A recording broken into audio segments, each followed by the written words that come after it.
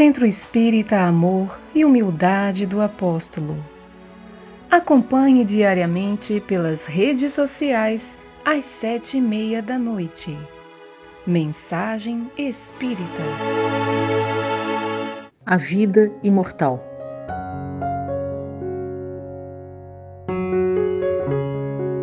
O estudo do universo conduz-nos ao estudo da alma, à investigação do princípio que nos anima e dirige-nos os atos.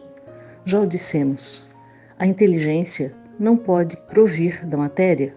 A fisiologia ensina-nos que as diferentes partes do corpo humano renovam-se em um lapso de tempo que não vai além de alguns meses. Sob a ação de duas grandes correntes vitais, produz-se em nós uma troca perpétua de moléculas. Aquelas que desaparecem do organismo são substituídas, uma a uma, por outras, provenientes da alimentação. Desde as substâncias moles do cérebro até as partes mais duras da estrutura óssea, tudo em nosso ser físico está submetido a contínuas mutações.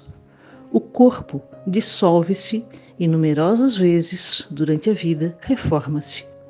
Entretanto, apesar dessas transformações constantes, através das modificações do corpo material, ficamos sempre a mesma pessoa. A matéria do cérebro pode renovar-se, mas o pensamento é sempre idêntico a si mesmo, e com ele subsiste a memória, a recordação de um passado de que não participou o corpo atual. Há, pois, em nós um princípio distinto da matéria, uma força indivisível que persiste e se mantém entre essas perpétuas substituições. Sabemos que, por si mesma, não pode a matéria organizar-se e produzir a vida. Desprovida de unidade, ela desagrega-se e divide-se ao infinito. Em nós, ao contrário, todas as faculdades, todas as potências intelectuais e morais grupam-se em uma unidade central que as abraça, liga e esclarece, e esta unidade é a consciência, a personalidade, o eu, ou, por outra, a alma. A alma é o princípio da vida, a causa da sensação. É a força invisível, indissolúvel, que rege o nosso organismo e mantém um acordo entre todas as partes do nosso ser. Nada de comum tem as faculdades da alma com a matéria. A inteligência, a razão, o discernimento, a vontade, não poderiam ser confundidos com o sangue das nossas veias ou com a carne do nosso corpo. O mesmo sucede com a consciência, esse privilégio que temos para medir nossos atos, para discernir o bem do mal. Essa linguagem íntima, que se dirige a todo homem, ao mais humilde ou ao mais elevado, essa voz cujos murmúrios podem perturbar o estrondo das maiores glórias, nada tem de material. Correntes contrárias agitam-se em nós. Os apetites, os desejos ardentes chocam-se de encontro à razão e ao sentimento do dever. Ora, se mais não fôssemos do que matéria, não conheceríamos essas lutas, esses combates, entregar-nos-íamos sem mágoa, sem remorsos, às nossas tendências naturais. Mas, ao contrário, a nossa vontade está em conflito frequente com os nossos instintos. Por meio dela, podemos escapar às influências da matéria, domá-la, transformá-la em instrumento dócil.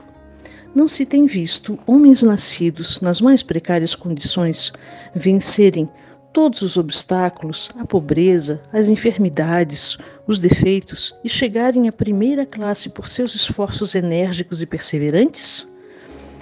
Não se vê a superioridade da alma sobre o corpo afirmar-se de maneira ainda mais positiva no espetáculo dos grandes sacrifícios e das dedicações históricas?